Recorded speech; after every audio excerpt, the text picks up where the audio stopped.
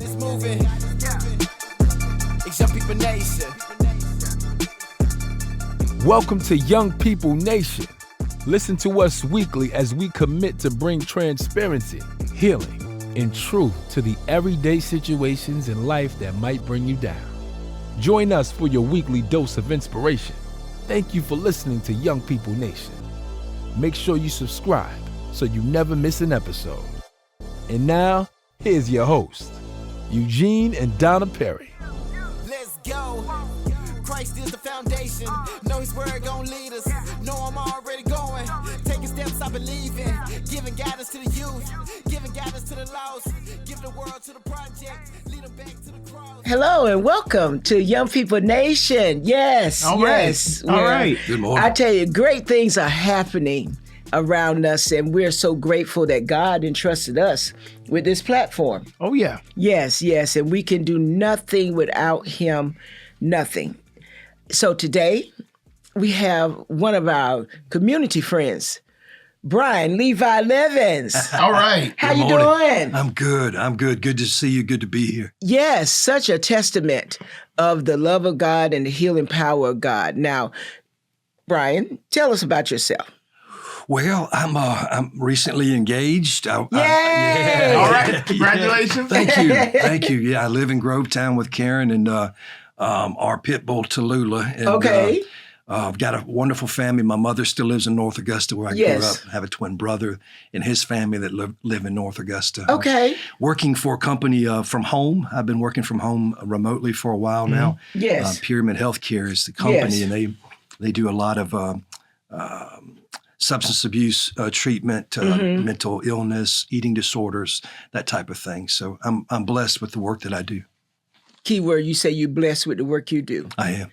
Okay, and listen, community, and those who are listening, I've been knowing Brian since the 90s. Yeah. Early 90s. Wow. Yes, and so, that's how long we have, he's worked in corporate America, and but he took a pause on that to do some self-reflection Mm-hmm. and to look at himself and want to live, truly live, Yeah. correct? Correct. All Yeah, right. Correct. So, Brian, we thank you so much for when we've talked and you're so transparent. Thank you so much for entrusting us with your life and your testimony. Well, thank you for having me. And, Absolutely. love So the platform that you guys have. Thank you. it's God in the community, and we like to thank again. We thank God. And we thank God for our community because we could not have done it without the people who are surrounding us and pushing us and helping us. So you know who you are. Thank you all so much. Yes. Now, we're going to be talking about suicide awareness. Okay. Now, I've heard from a family member who shared with me during the winter seasons, it can get a little rough. Mm-hmm. And so you share with us your story.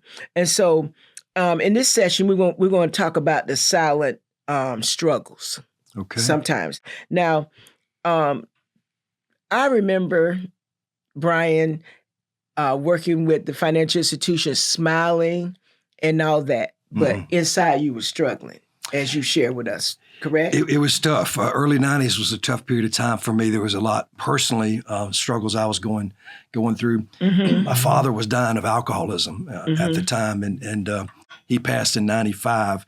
And everything up to that period was pretty ugly. And the disease of alcoholism is, it's like a tornado running through our lives. So I was holding out hope that he would get better or get help, but he didn't. So there was a lot of times I put on a face. I think that other people expect, right? Maybe not how I was feeling internally, but how I wanted to present myself on the outside, right? Sometimes we talk about the masks that we wear, right? And being a chameleon and blending into any environment. So I think some of that, I don't want to say it was a charade because I was happy, right? And there were some things in my life. Obviously, my work, I just graduated college. Yes. I was young and I was having some new experiences with work. And I liked the group of people that I worked with. I was recently, I was in a relationship back then and things were good. My family was pretty healthy. So, I mean, things were pretty good. But that time with my father was really, really difficult. And there's a lot of backstory that obviously leads to that. Right. But I felt like, being on the front lines at the place that we worked, right? You have to present yourself a certain way, right? Presentation. That's right. That's right. And that's part of my job, right? So outside of the job, I might go home and I might not have that same smile. I might not have that same energy. You know? So there was a lot of, I think, masks that I wore for a period of time there. And I was struggling with my own addictions. Okay. And alcoholisms. And I just wasn't, I wasn't living the way I do today, for sure. So you share with us about the face of suicide. Yeah. And I always go back to Robin Williams, who smiled all the time. And you would have never known, if you didn't know, that his inner struggle. Can you mind sharing your experience for the audience so we'll know what to look for? Yeah, sure. I mean, I think about people like Robin Williams too that have everything. Right. You know, they have the fame, the money. His whole purpose was making other people happy and making them laugh. Right. But internally, it got to a point where his best option, the only option that he felt like he had left, was to take his own life. Right. And that's a pretty heavy weight. Not to be able to see. Right. So he was a pretty good actor. You know, and I think most people, right, have to be actors in some way to kind of to put on that face and that mask. For me personally, years of alcoholism and addiction, and some of the things that with my father and his family, even there was a lot of things. I got to a point where I was hopeless. You know, and that's where alcohol and drugs brought me to a point, brought me to my knees, and I was hopeless. I lacked faith at the time, right? I lacked accountability and discipline and those things that seem to help us meet today. So I had gotten to a point where even though I was having success, right, I had all the stuff people worry about, and I had the title and the job, and I had had some success there. I didn't feel good about myself, right? Now, come to find out, all of that, right, and even to the point where it got me to thinking maybe I'd be better off dead, okay? Right. All of that was a condition, that was untreated. Right? Okay. And it goes back, and a lot of it goes back to our fathers, and it does in my case, right? And the fatherless, right? Ones that don't have fathers. That's powerful. Right. It always seems to kind of go back to that. What's the void there, right? So my father left when I was 12. Ended up floundering around. He lost his job. He was he's in really bad shape. Addiction and alcoholism really hurt him. He ended up moving back to Vermont, 1,000 miles away, where I was originally from. Now, I've been here since I was 7. So not only did I lack the emotional support a father's supposed to provide, the stability, the protection, all those things, but then the physical part of it was gone as well. Right. And then the last 5 years before he passed away, he was there, right? But, when I think about my struggle, right, it had a lot to do with abandonment issues. And this is where, when I got therapy and I finally reached out and got help, right? When I was willing to do that, I set my pride aside. They told me, that the core issue here is not having value. Your father discarded you, right? Abandonment issues. He left you and chose something else over you, right? So it gives you this value proposition that for a young kid, right, and a young boy and a teenager and then a young man, it really affected me. So I tried to do other things to make that value present. A lot of it was excelling in work, right, and overachieving in a lot of ways, right? And it was always trying to battle the proposition that I wasn't worth enough. You're saying some things right here without realizing you're saying it. So audience, the father, and my husband talks about that a lot in our talking, and how important it is for a father to be present. That's something else, especially I want to say in a young man's life, or even in a young lady's life. I'm going to say that for your children's life. Yeah. Oh, man. Okay, so it can go all the way back to your childhood, and you keep using other things to mask what's really going on the inside. And the great thing is that you laid aside the pride to get the help. That's hard. That's really hard, particularly for somebody that viewed from the outside, right? Society kind of, dictates a lot of that stuff, Yes. right? So you think you have to be a certain way, and then maybe you'll have some success and work like you have, right? And people look at you and think, well, they've got their act together, right? So in order for me to, to lay down all my defenses and all the mask and everything else, Yes. and ask for help, it took years and years of kind of self-inflicted wounds to get me to a point where I was finally willing. And to be honest with you, I thank God for this every day, and I don't talk about it a lot, but when I got to that point where I'm sitting in this beautiful office in this credit union that I was responsible for and all these people, and I remember having the thought to myself, I know where this is going, right? And I might be I might be better off dead. Okay. Now, at that time, I wasn't really off the rails with addiction or alcoholism. I wasn't in the healthiest of a relationship. I had a lot of success at work. But I got to that point because I knew what was coming, right? Right. And for me personally, it took a lot of soul searching. But the main thing I was trying to make this point is when I had that thought, almost immediately after that, I thought of my mother. I thought of my brother. Right. And these faces came up, the people that I love so dearly and that love me. And my faith was guiding me, right, to say, I can't do this. This isn't something that's that I can do and be okay with what it would do to my loved ones. Okay. Right. So my faith was the thing that probably kept me from taking that step. Okay. And it may have looked different. A lot of people, when we talk about suicide, we talk about guns, we talk about overdoses, intentional overdoses, we talk about a lot of things. I remember having the thought, well, if it looks like an accident, right, my family will still get the insurance money, right? Or they won't think that I did this intentionally. And maybe I could, maybe they could live with that. And that's just how sick one gets when they start thinking about that. So it's a personal experience for me. I don't talk about it a lot, but it's a platform too for people because there are so many people out there that have these hidden feelings, right? Yes. And they don't know what to do with them because you can't just express it. Right? You can't just talk openly about it. And there are environments where you probably can, but most people feel like they're ashamed of that. So when Or they're going to look at me differently. Yeah. Absolutely. Yeah. Absolutely. Yeah. They're going to, man, what is it going to look like for them to see that that's not really me. That's right. And that's where you lay the pride aside, like you were talking about. One of the hardest things is ego and pride, right? Because it's been formed over many years to look a certain way, and when that shield of protection, so to speak, is gone and you're exposed, that's a very difficult place. And it's human nature to feel uncomfortable, or to be vulnerable. Is not natural for us. Okay. It's not natural to be vulnerable and to open up, right, about certain topics. You really have to create, like in our marriage, you have to create a place that this person can just talk. I've had to learn that as his wife, to do more listening and less talking. Yeah.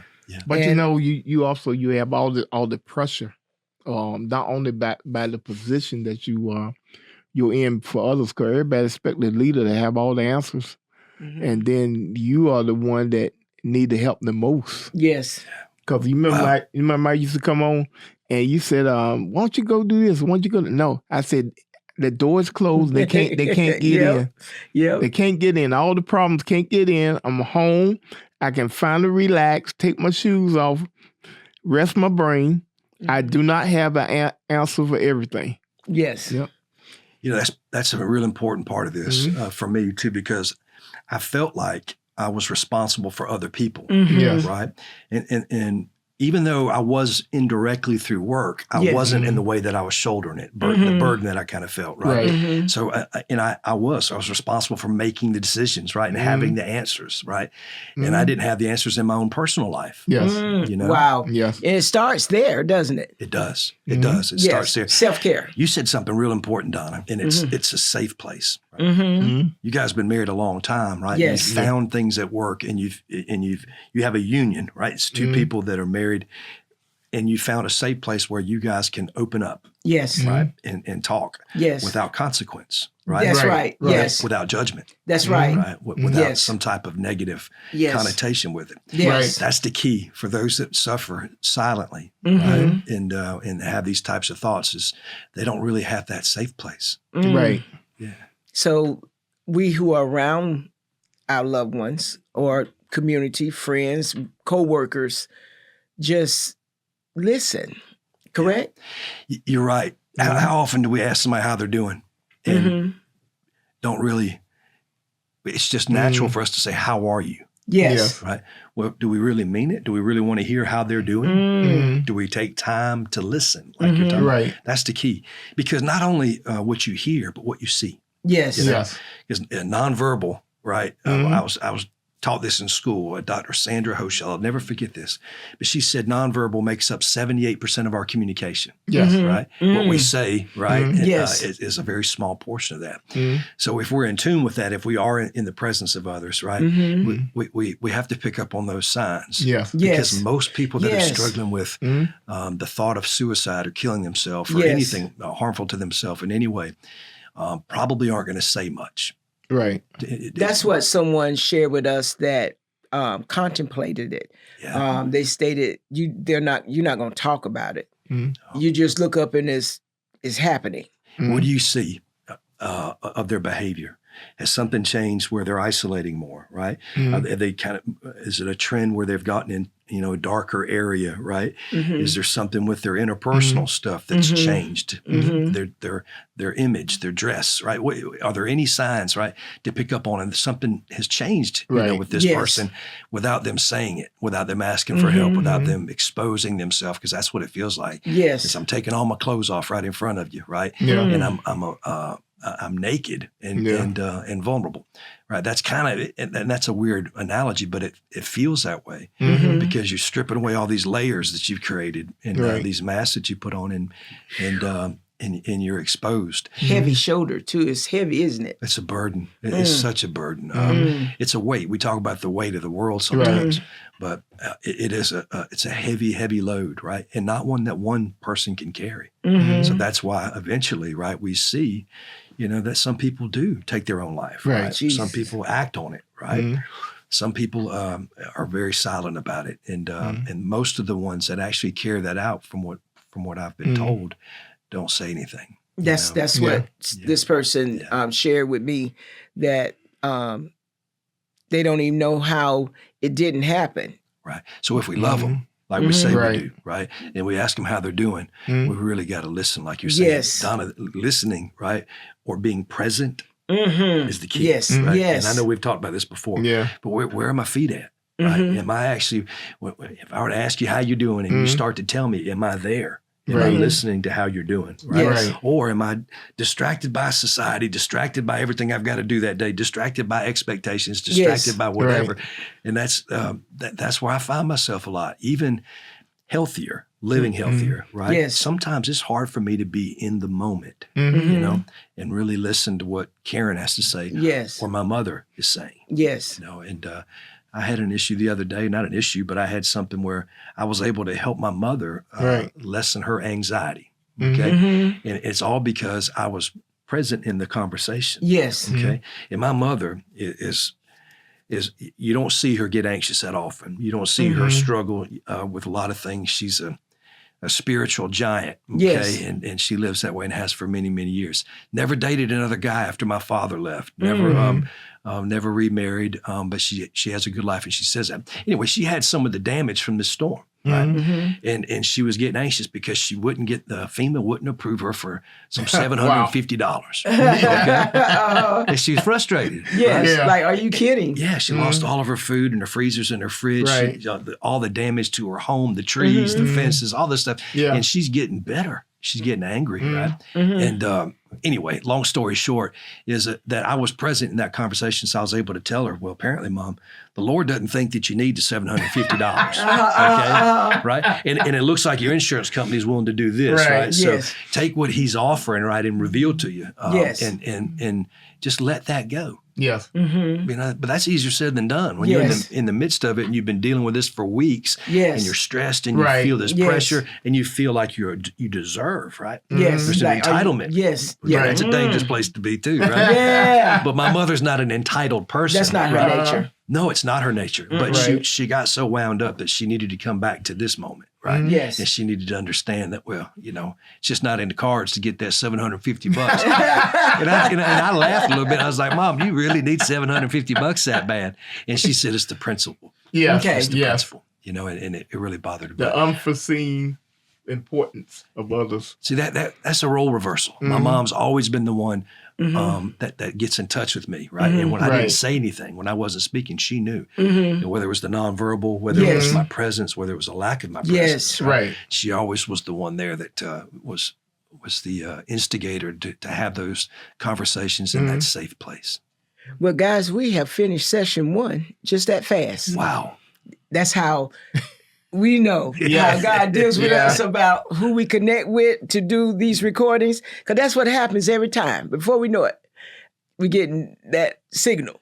But thank you. You're welcome. Thank you. And we got 3 more sessions with Brian Levi Levins. All right. Okay. And so Karen's soon-to-be husband.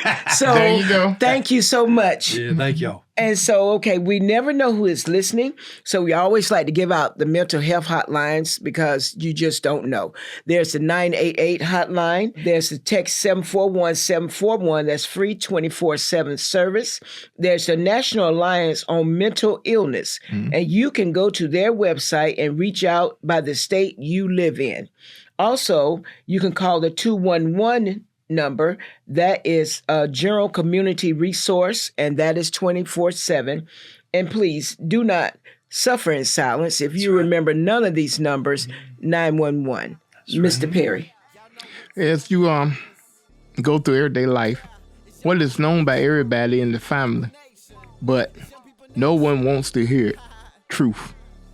This has been Young People Nation, and remember, there's always hope. Christ is the foundation. Know his word gon' lead us. Know I'm already going. Taking steps I believe in. Giving guidance to the youth. Giving guidance to the lost. Give the world to the project. Lead them back to the cross. He the #1 prospect. He the top boss. I was broke, I was empty. He the one that paid the cost. Really thought that I was cool. There was nothing like the Savior. Now it's time for the truth. The whole world been waiting. It's Young People Nation. It's Young People Nation. It's Young People Nation. It's Young People Nation. It's Young People Nation. It's Young People Nation. It's Young People Nation. The whole world been waiting. Whatever you going through, I know what he gonna do. Don't matter the circumstance, we going back to the root. Keep going, keep going. Let that seed keep growing. You need peace and we know it. Now it's time to live holy. Young People Nation. You know what time it is. Young People Nation. Get ready, the time is here. Get ready, we vibing here. We about to let God in here. Young People Nation. It's Young People Nation. Yeah, do it for the heavens, you know where we going. Influenced by his love, you know we gotta show it. It's time to put the youth onto what God is doing. Cause I can tell you now, right now, that God is moving. It's Young People Nation.